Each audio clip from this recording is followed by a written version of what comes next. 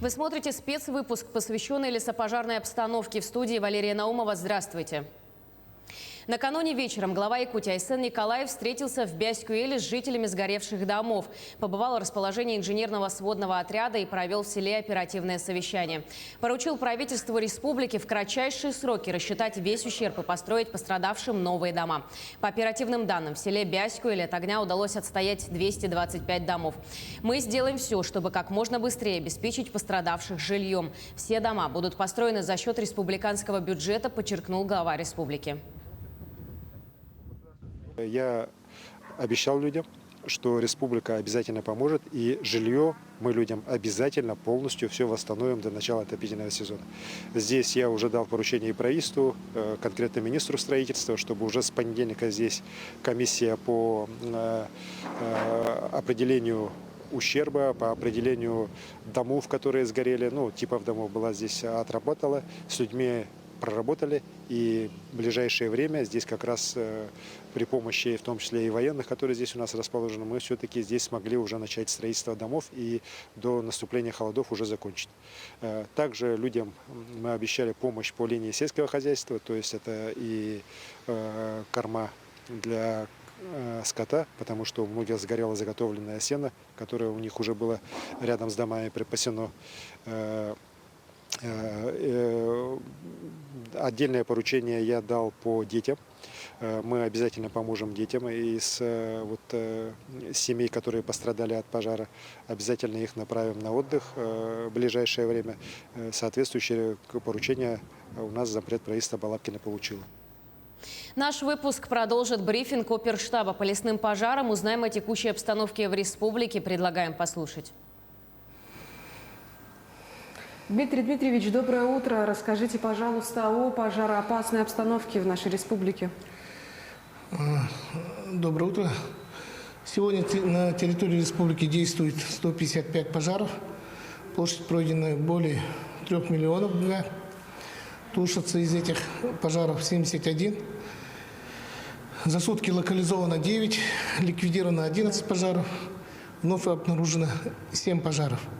На этих пожарах работает 3601 человек, 510 единиц техники. В рамках межведомственного маневрирования для тушения природного пожара работают люди, которые прибыли извне нашего региона. Также прибывают, в частности, с Ханты-Мансийска и из Тюмени дополнительно прибыло 50 человек.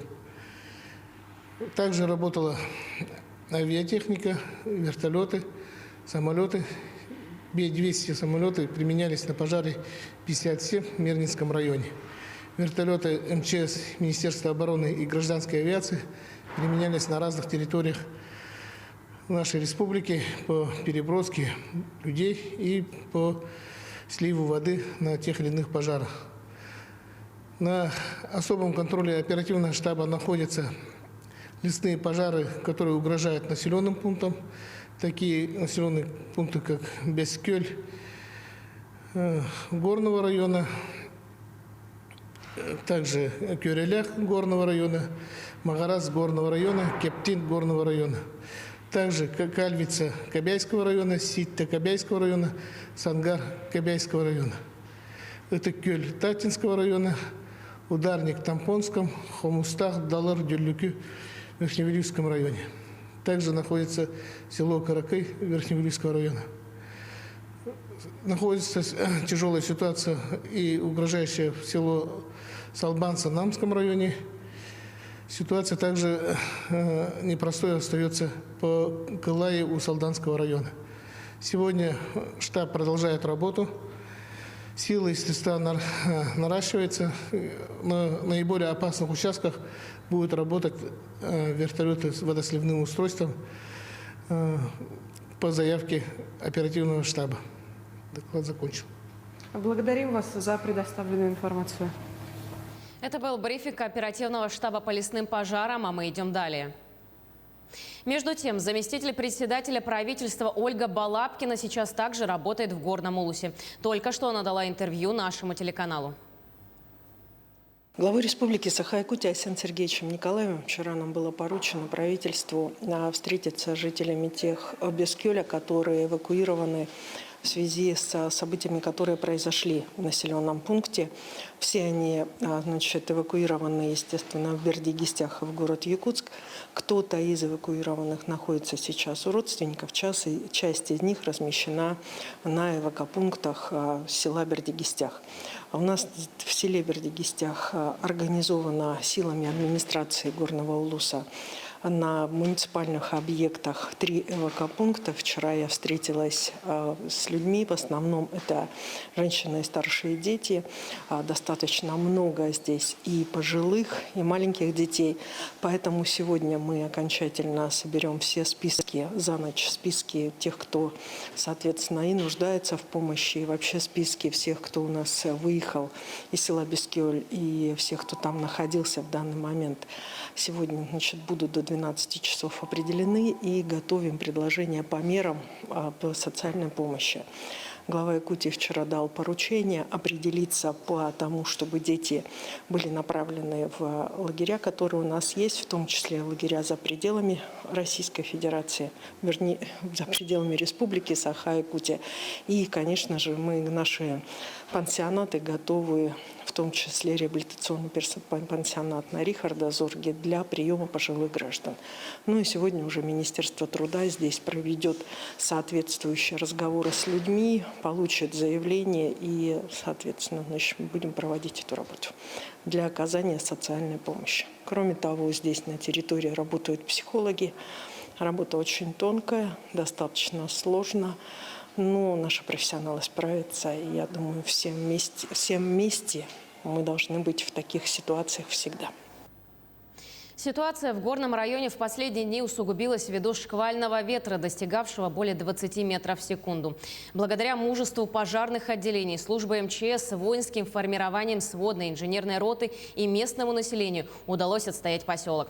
Сейчас ведется подсчет сгоревших домов. По предварительным данным, их число составляет порядка 30. К сожалению, сильное задымление мешало работе вертолета со сливным устройством. В ближайшее время он будет возвращен в Горный Улус. Угроза населенным пунктам сохраняется в Кюреляхе, Кептин, Тусурту и Бердигистях.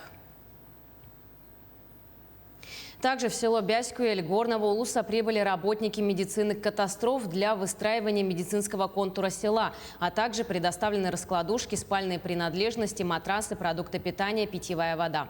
Работу координирует министр по делам молодежи и социальным коммуникациям республики Степан Саргадаев. В Бердигистяхе открыты 3 пункта временного размещения для эвакуированных граждан. Ведется круглосуточное дежурство и повышенная готовность. На тушение пожара привлечены 339 человек и 51 единица техники. Осуществлена организация транспортировка жителей в село Бердигистях на 5 автобусах. Для эвакуированных граждан произведен выпуск материальных средств из республиканского резерва.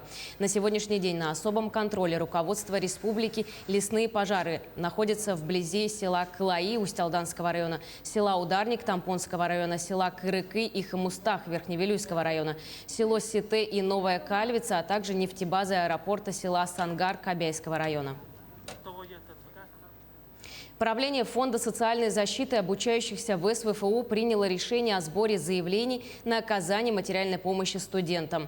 Помощь будет оказана тем, чьи дома пострадали от пожаров, достигших населенных пунктов, в том числе села Бяскуэль Горного Улуса, в размере 100 тысяч рублей. Материальную помощь могут получить студенты, обучающиеся и на бюджете, и на коммерческой основе. Накануне на совещании оперативного штаба по борьбе с лесными пожарами глава Якутии Айсен Николаев поручил рассмотреть возможность переброски самолета Бе-200 в аэропорт Полярный, чтобы привлечь его на тушение пожаров рядом с поселком Айхал. Сегодня самолет Бе-200 из аэропорта Мирного перебазировался на аэродром Полярный и приступил к тушению пожаров на территории Мирнинского и близлежащих районов. В том числе самолет летает на очаг у поселка Айхал. Премьер-министр России Михаил Мишустин поручил Минприроды страны направить в правительство предложение по созданию в Якутии регионального лесопожарного центра. Должность о результатах этой работы поручена до 1 октября. До 1 ноября тому же министерству поручено разработать механизм оперативного увеличения группировок сил для борьбы с лесными пожарами. Кроме того, руководителям дальневосточных регионов совместно с Минвостокразвития и Рослесхозом также до 1 ноября предстоит спланировать и обеспечить заблаговременную поставку необходимого объема ресурсов для тушения лесных пожаров. Правительство Российской Федерации поручило в первом полугодии 2022 года обеспечить перевод процесса оказания финансовой помощи населению на предоставленных государственных услуг пострадавшему в результате чрезвычайных ситуаций природного и техногенного характера. Об этом говорится в опубликованном на сайте Кабмина списке поручений по итогам совещания о ликвидации последствий ЧС на Дальнем Востоке. Также до 2024 года необходимо обеспечить информационное взаимодействие в цифровом формате со всеми органами повседневного управления территориальной подсистемой единой государственной системы предупреждения и ликвидации чрезвычайных ситуаций. Закончим наш выпуск информацией о погоде. Сегодня в Ленском, Алекминском, Сунтарском, Нюрбинском, Оленёкском, на севере Мирнинского районов и в Южной Якутии. А завтра в Жиганском районе небольшие, местами умеренные дожди. Местами даже грозы, ветер порывистый до 9-14 метров в секунду. Температура воздуха ночью плюс 9, плюс 14, при прояснении плюс 2, плюс 7. В горах Аймиконья минус 1, минус 6 градусов. Как отмечают члены оперштаба Якутии, порывы ветра сохраняются также на большей части территории республики. Это создает угрозу распространения верховых пожаров. Информацию о погоде в ближайшие дни нам озвучила заместитель начальника УГМС республики Татьяна Маршалик. 8 августа на территории центральных, Заречных и Кобяйского районов сохранится погода без осадков. Ветер юго-восточный 3,8 метров в секунду, порывы до 9-14. В Кобяйском районе до 13-18 метров в секунду. Температура воздуха плюс 22, плюс 27 градусов. К этому часу это вся информация. Мы продолжаем следить за развитием событий. Оставайтесь с нами.